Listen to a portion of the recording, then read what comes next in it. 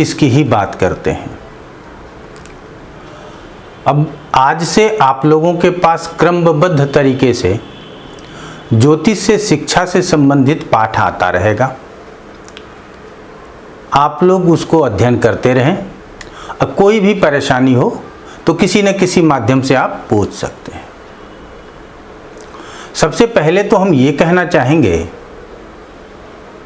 कि एक प्रश्न आता है मन में कि ज्योतिष का उद्गम कहाँ है, प्रारंभ कहाँ से हुआ, ज्योतिष कितना सार्थक है।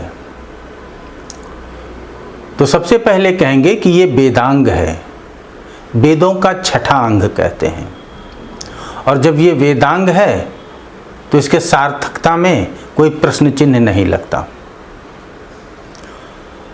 हमारे बीच हम लोगों के समक्ष जो ज्योतिष उपस्थित है, मूल पुस्तक के रूप में हम आपको बताना चाहेंगे कि होरा पराशर शास्त्र का आप लोग सभी अध्ययन करें। हमने भी प्रारंभ से आज तक लगातार उसका अध्ययन कर रहा हूं। आगे होरा पराशर में क्या लिखा है इसको भी समझते हुए प्रारंभ करते हैं कि पराशर जी के परम शिष्य मैत्रेय ने प्रश्न उत्तर के क्रम में ज्योतिष को जाना है। तो उसी प्रश्न के क्रम में सबसे पहले क्या पूछते हैं और किस तरह से जानना चाहते हैं इसको समझने का प्रयास करते हैं। तो मैत्रेय कहते हैं, आप हमारे पास देख रहे होंगे कि व्हाइट बोर्ड पे 2 श्लोक लिखे हुए हैं। तो इसमें लिखा है मैत्रेय उवाच, अर्थात मैत्रेय कहते हैं। क्या बोल रहे हैं?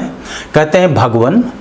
अब यहाँ भगवन का प्रयोग किसके लिए हुआ है? तो पराशर के लिए हुआ है। हम लोग किस पद्धति से ज्योतिष पढ़ेंगे? तो पराशरी पद्धति से पढ़ेंगे। तो कहते हैं भगवन परमम पुण्यम गुह्यम वेदांगम उत्तमम त्रिस्कंधम ज्योतिषम होरा गणितम संहितेति च। कहते हैं यहां त्रिस्कंध की बात हो रही है। और ये 3 स्कंध कौन कौन से हैं? तो होरा, गणित और संहिता। अब आगे क्या कहना चाहते हैं? एते स्वपि त्रिषु श्रेष्ठा होरेति श्रुते मुने।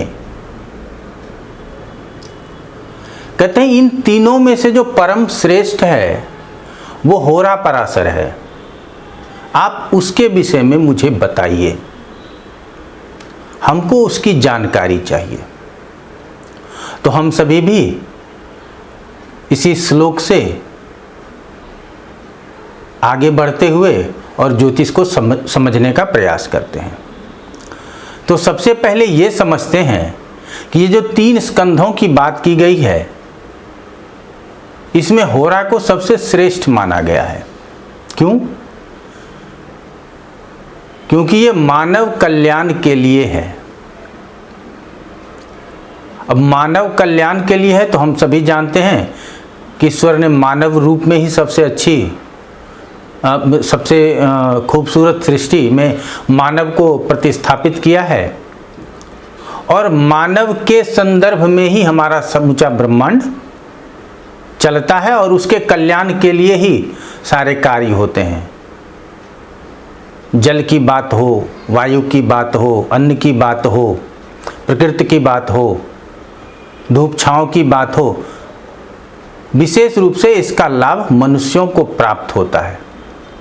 इसीलिए कहते हैं मानव कल्याण के लिए होरा शास्त्र का निर्माण हुआ और ये इन तीनों स्कंधों में श्रेष्ठ है।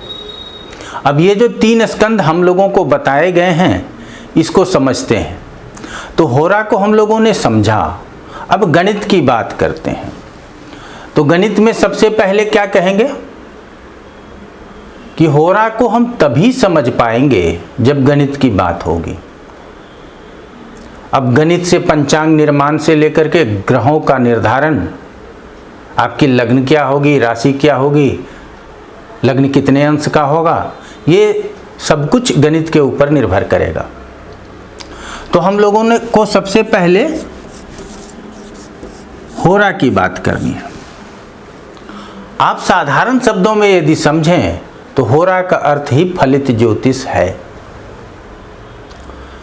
दूसरे नंबर पे गणित की बात करते हैं। यहां आपको बताना चाहेंगे कि गणित की तुलना किसी भी विज्ञान के गणित से आगे है। उदाहरण के लिए समझिए कि हमारे शास्त्रों में बताया गया है कि अमावस के दिन सूर्य ग्रहण होगा और पूर्णिमा के दिन चंद्र ग्रहण होगा, और 100 साल आगे तक का बताया जा सकता है या बताया जा चुका है। और इतने तीव्र गति से या कहें इतने जल्दी में कोई विज्ञान में प्रमाण नहीं है कि वो 100 साल आगे ग्रहण कब लगेगा ये बता सके। और दूसरी बात कि एक निश्चित तिथि दे सके कि हाँ ये अमावस को होगा या पूर्णिमा को होगा। क्योंकि अमावस और पूर्णिमा हमारे सनातन सत्य के अनुकूल चलता है। अब यहाँ अमावस और पूर्णिमा की बात आएगी तो तिथियों की बात आएगी, और तिथियों की गणना सूर्य और चंद्रमा के ही गति पर निर्भर करता है, वहाँ भी गणित है। तो हम सारे गणित लगा करके जो प्राप्त करते हैं, फिर उस स्थिति को समझते हुए जो बताते हैं उसको फलित कहते हैं। तो फिर गणित जरूरी क्यों नहीं? गणित भी जरूरी है, लेकिन हम फलित सिद्धांत बताने के क्रम में आपको बहुत अधिक गणित के ऊपर जोर नहीं डालेंगे, क्योंकि हम लोग सभी जानते हैं टेक्नोलॉजी का युग आ गया है, कंप्यूटर लैपटॉप सबके साथ होता है और गणनाएं उसकी परफेक्ट होती है, इसमें कहीं कोई दो राय नहीं है। तो गणना वहाँ से प्राप्त हो जाएगा, फलित करने आप यहाँ से सीख रहे हैं, निश्चित रूप से आप ज्योतिष बनेंगे। तो ये तो गणित की बात हो गई। अब आती है बात संहिता की। अब ये संहिता की बात आती है। संहिता क्या है? संहिता से हमको क्या जानकारी मिलती है? तो संहिता शास्त्र हमारे भूगोल को समझने में और उस पे होने वाले प्रभाव, अर्थात स्थूल के ऊपर भी, पहाड़ पर्वतों के ऊपर, नदी झरनों के ऊपर, वातावरण के अंदर, पृथ्वी के अंदर क्या परेशानी हो सकती है,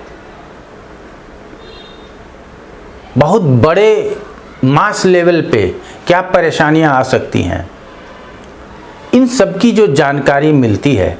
उदाहरण के लिए कहेंगे अनावृष्टि, अतिवृष्टि, भूकंप, फसलों का नुकसान हो जाना, सरकार का बदल जाना, गृह युद्ध या दूसरे प्रांतों से, दूसरे देशों से युद्ध, इसकी संभावनाओं का शास्त्र ही संहिता शास्त्र है।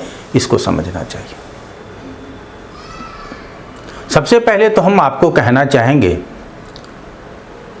कि हम अपने 25 साल के अध्ययन और अध्यापन, मैंने स्वयं भी अध्ययन किया और लोगों को पढ़ाया भी, इस 25 साल के अनुभव से इतना ही कहेंगे कि आप लोग पाठ को क्रमानुसार पढ़ते रहेंगे तो निश्चित रूप से ज्योतिष सीखेंगे। प्रारंभ तो हमने फलित से ही किया है और फलित को ही लेकर के आगे चलेंगे, अर्थात हम आपको होरा शास्त्र ही पढ़ाएंगे और मानव जी के जीवन में कल्याण कैसे हो उसके ही विषय में बताएंगे। लेकिन आपकी इच्छा हो और हमारा सामर्थ्य हो तो हम आगे गणित और संहिता को भी बता सकने में सक्षम हैं। तो आज हम आप लोगों को बात करेंगे सिर्फ और सिर्फ होरा की, और होरा के ही माध्यम से आगे बढ़ते रहेंगे। जहाँ जितना ज़रूरत होगा उतना वहाँ गणित आपको जरूर बताएंगे। तो त्रिस्कंधों की बात हम लोगों ने देख ली। अब उद्गम की भी बात को अच्छी तरह से समझते हैं कि शास्त्रों में लिखा क्या है। ज्योतिष के उद्गम के विषय में क्या लिखा है, वेदांगों के विषय में क्या लिखा है, बहुत संक्षिप्त में हम आपको बताना चाहेंगे। तो कहते हैं शब्द शास्त्र मुखम अब ये शास्त्र का मुख्य शब्द है। और ज्योतिषम चक्षुषी, और ज्योतिष क्या है? चक्षु है। अब वेद के कितने अंग हैं? 6 अंग हैं। तो आप इस श्लोक में देखेंगे 6 के 6 अंगों का वर्णन है। अब यहां देखिए शब्द ज्योतिष 2 अंग हो गए, स्रोत, निरुक्त और कल्प 4 हो गए, शिक्षा और छंद 6 हो गए। तो यहां ज्योतिष को चक्षुषी कहा गया, अर्थात नेत्र के संज्ञा दी गई है। अब कहते हैं श्रोत्र मुक्तम निरुक्तम च, और श्रोत्र मुक्त क्या है? तो वो निरुक्त है।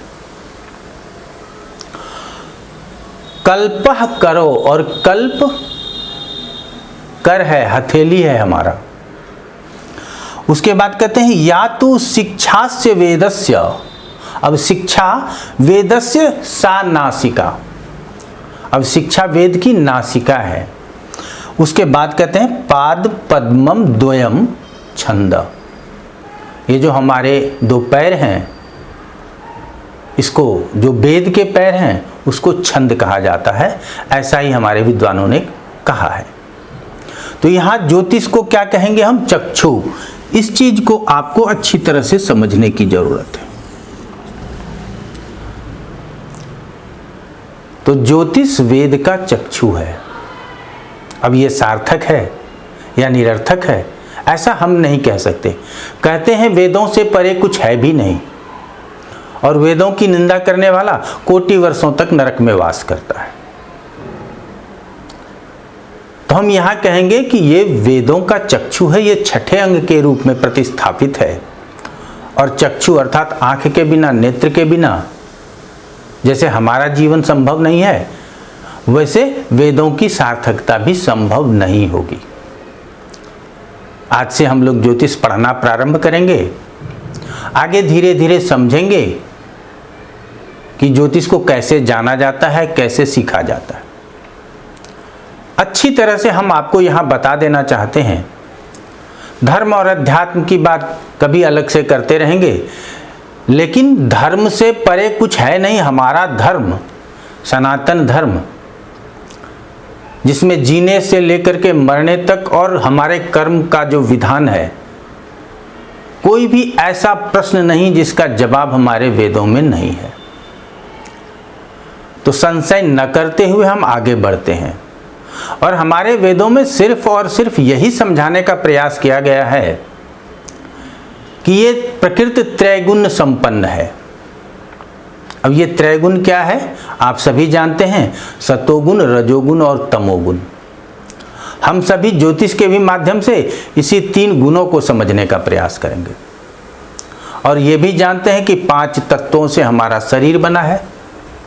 हमारा शरीर ही नहीं, पूरा ब्रह्मांड 5 तत्वों से ही बना है, छठा कोई तत्व नहीं है।